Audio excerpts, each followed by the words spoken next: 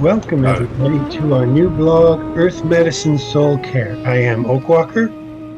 And I am Frank Stronghorse.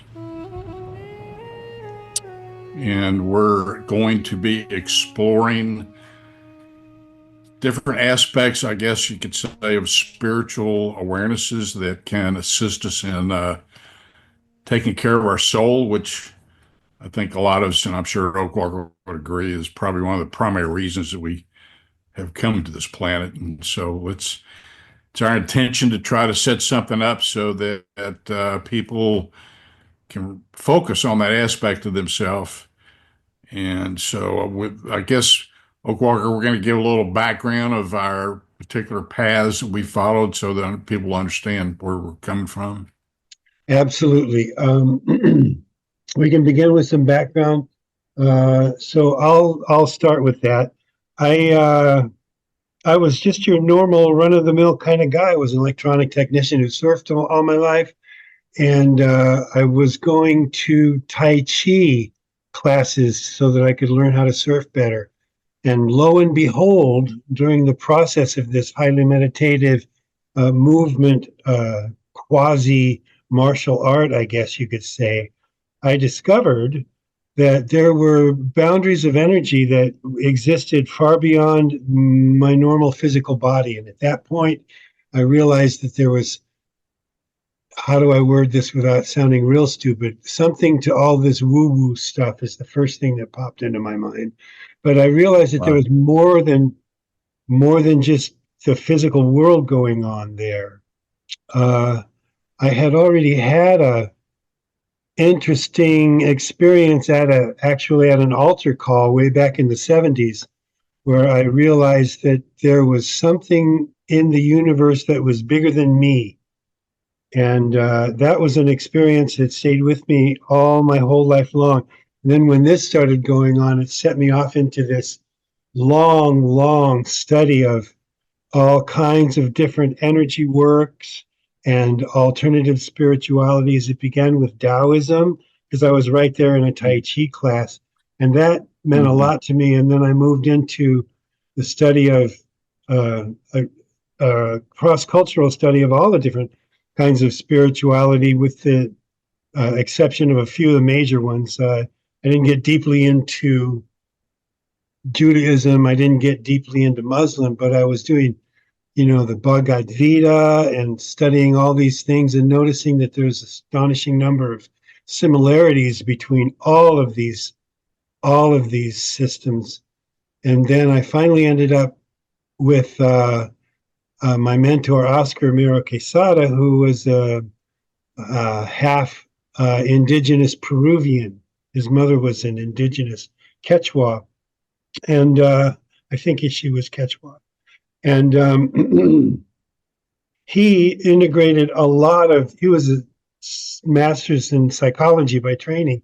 So he integrated a whole lot of this indigenous culture into your basic cross cultural psychological uh, studies and based in science with the Jungian, the Freudian, and Eric Fromm, the guy who wrote Man the Manipulator. Uh, Right. People like those, and he pulled all this together. And interestingly enough, he was also at the University of South Carolina. He was Dr. Raymond Moody's office mate for years and years. And Dr. Raymond Moody is the man who became famous for all of the NDA, the near death experiences, NDEs, um, that he studied for years and years and years. So they were going across the veil, I guess you would say, with both science and with spirituality. So I studied to be a curandero with Oscar since about 2002, got seriously into it in 2004. It's been nonstop ever since. We've always had a cross cultural affinity with the North American indigenous cultures too. So it's quite a broad base of experience in a lot of different indigenous and you could say pre-Christian um, sorts of modalities. And that's how I got here today, roughly. So that's so as I understand though, the sort of the root is is Peruvian shamanism. Is that true? Yeah, pretty much so. Oscar's Pachacuti Mesa tradition is a really nice cross-cultural tradition between two different Peruvian modalities. One is the high Andean Paco Cuna tradition, and the other one is the North Coastal uh, curandero tradition. And so by combining those two things together, he's come up with a modality where we can basically go out into the symbolism of just about any tradition and make it work within the system on the altar or the mesa that we have set up. So it's very broad based and beautiful. It's been working very well Hmm. for me. Okay, well, that's my background's a little bit different in that I basically got tricked into it because I was looking for anything. I mean, I was just living in Dallas. I was a commercial real estate broker.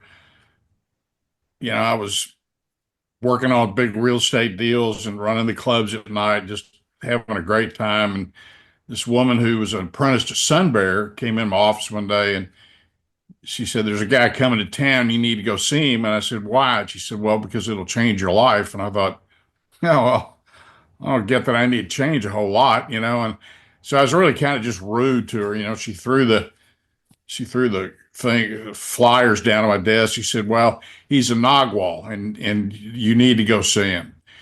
Well, I'd read most of the Castaneda books in the '60s, Uh-huh. and Me too. I didn't had no idea what he was talking about, but I felt like, wow, these are really there's something about these that are really important. I mean, it really resonated with me, and I had no idea. I had no idea why. Um, so although I had not, I mean, I had read some books on spirituality. I had the Rancha book. I remember reading Siddhartha. And I guess I was in the City Lights bookstore in San Francisco one time, and I just pulled a book off the shelf, just totally randomly. Like, well, I guess if I'm in a bookstore, I should look at a book. And it was on the Kogi Indians of Colombia. And I thought, well, that's strange. I wonder why I picked that out. And so I bought it, took it home, and the Kogis are well known for they live high up in the, I guess, Sierra Madres or the Andes down there, and they're very, very well connected into Grandmother Earth. And so I read the book. I thought, well, this is really fascinating. And Uh-huh.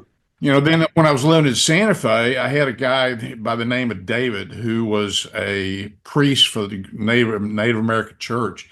And he kept pursuing me. He kept saying, "You need to study this. You need to get involved in this." And I was like, "Yeah, I don't think so, man." And so long story short, I go to this workshop because it was just been on my head for all week. And then finally, I just kind of, all right, I'm going to go. I'll just go. So I show up, and it was down at Waxahachie, down south of Dallas. And I show up, and there's a guy building a wooden structure in the back of this house, a hut looking thing. And I was told to go out and help him. And his name was Bati. So I said, what are we building? He says, "We're building a sweat lodge." Well, I never even heard of a sweat lodge. And I couldn't understand what it was going to be about because it's just a wood frame. How's anybody going to sweat in this? Right.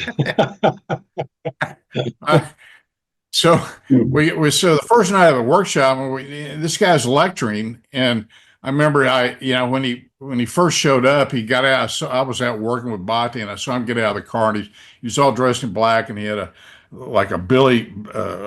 Billy Jack hat on, flat brim with eagle feathers and stuff, and I thought, Uh, well, that's interesting. And he walked into the house, and then when he came down to teach, he was dressed very conservatively. I guess he thought if he's going to be teaching in Texas or something that was important. I don't. I never asked him why, but well, I get so that. so anyway, I after the first night, and at the end of the lecture, and I was fascinated with the lecture. He goes, "All right, we're all gonna disrobe. We're gonna go get out in this hut and sweat and pray." And I was like, "What did he say?" we're going to do what?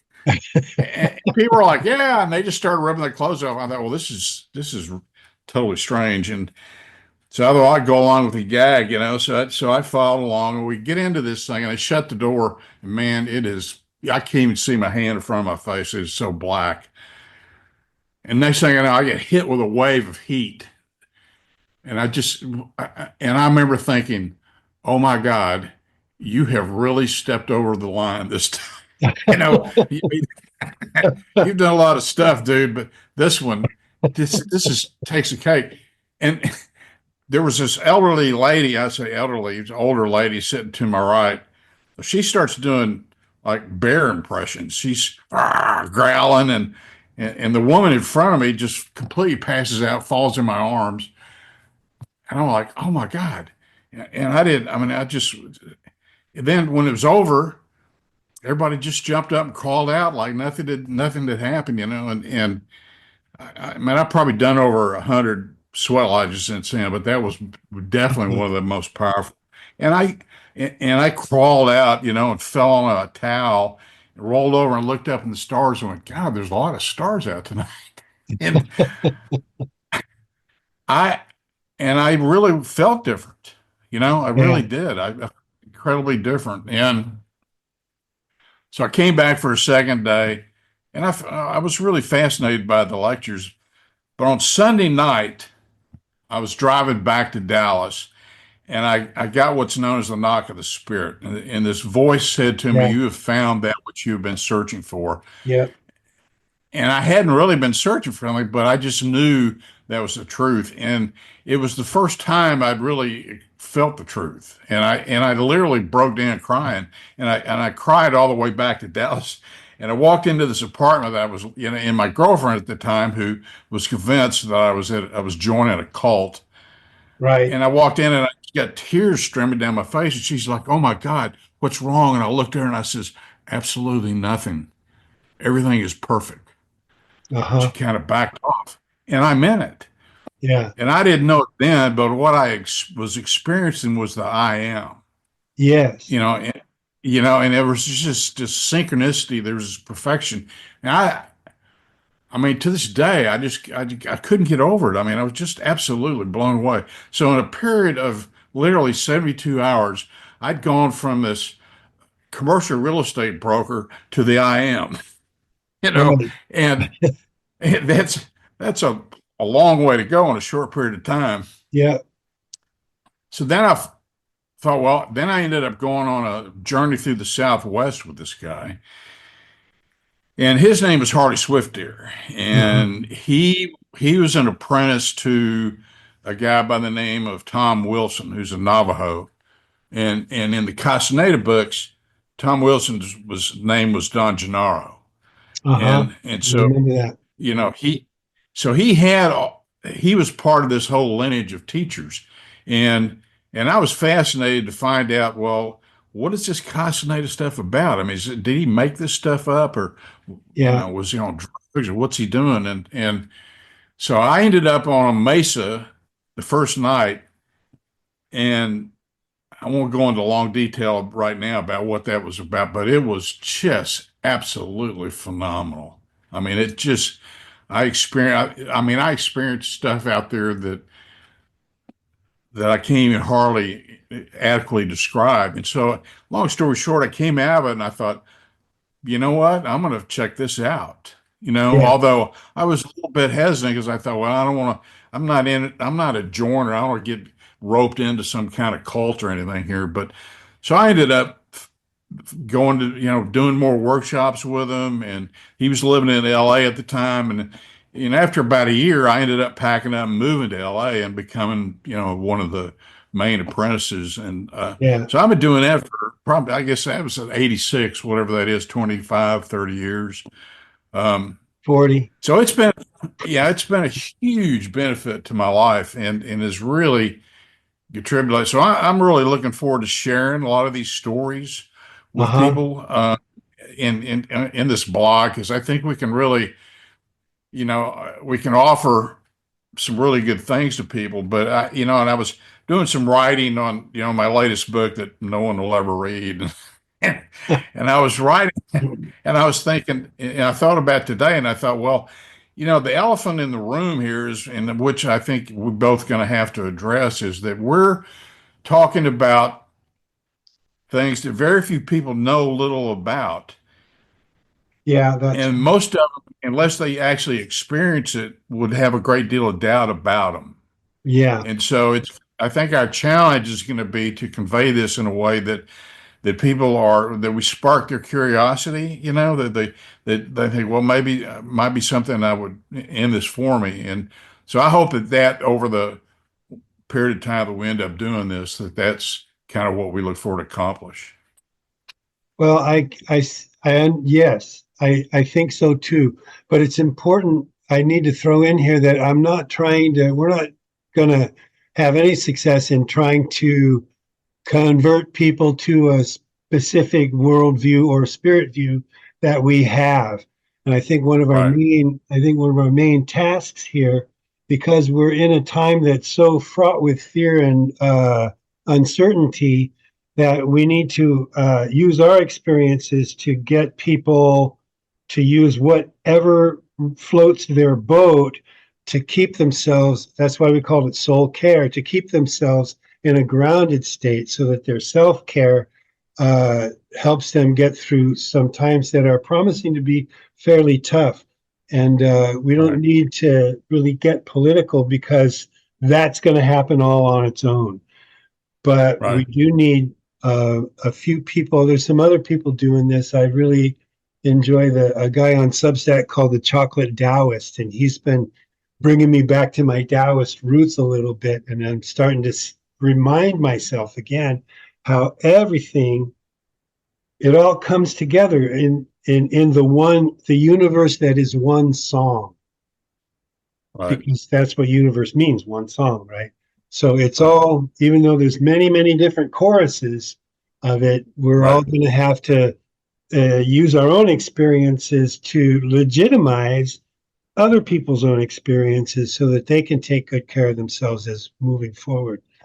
That's where I'm hoping I that agree. we can add some healing energy. I agree with 100%.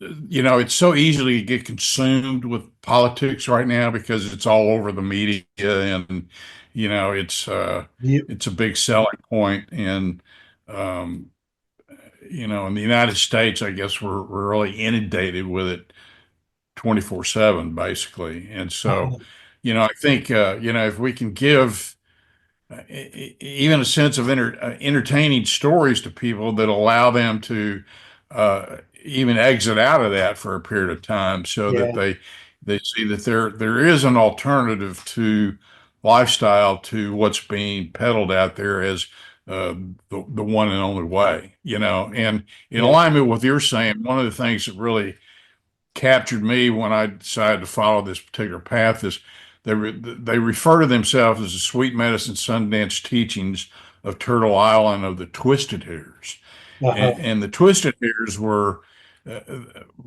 they were known for traveling and telling stories, and each time that they would go into a village and they would share stories, when they learned something through someone else's story, they put another twist in their braids. yeah, And so that was the foundation of the Twisted here. So there was their intention to bring together different forms of belief systems, different forms of seeing the world, different types of knowledge, to see what really works.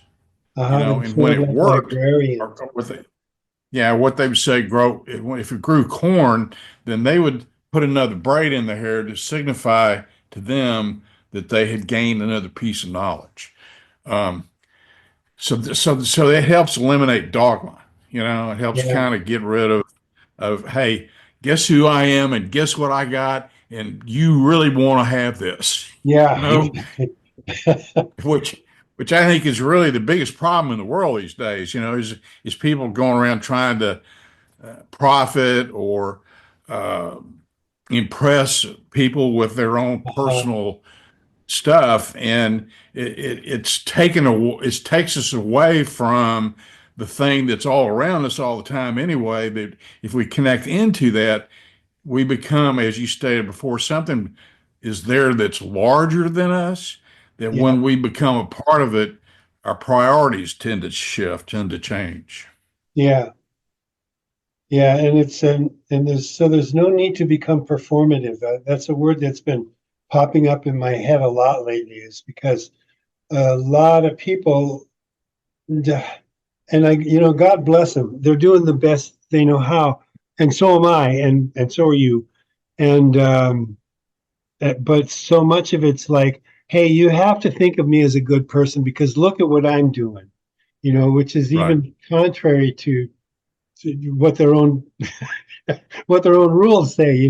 These are the same people that are right, supposed to be, praying in silence in a closet, and they're out there going, hey, hey, right, I'm one of the good right, guys, and right, it's right, natural to want to be one of the good guys, but it's also important that we have a basic level of sincerity and that we're actually doing the things that are bringing the bringing good things into the world, if you will. And in order to do that, I have to stay healthy. And really, when it started out for me, it was all about healing myself anyway, because right, I was sick. right. Yeah, I ended up receiving a healing and all that. Wasn't looking for one, Yeah, which is probably a big reason why it worked. right. Kind of going in there with my trust and innocence and without expectations, and then lo and behold, boom, I'm into something that I had no idea that I was in it. And I think the other thing we need to really be clear with everybody, because people tend to try to put political labels on things, and so we're not trying to be indigenous people. We're Yeah, not trying to we're not trying to be Indians. We're not trying to uh, we're not trying to imitate anybody. Uh, and just the opposite of that. I think yeah, that for me, it's like it showed me how to be in my authentic self. You know, exactly.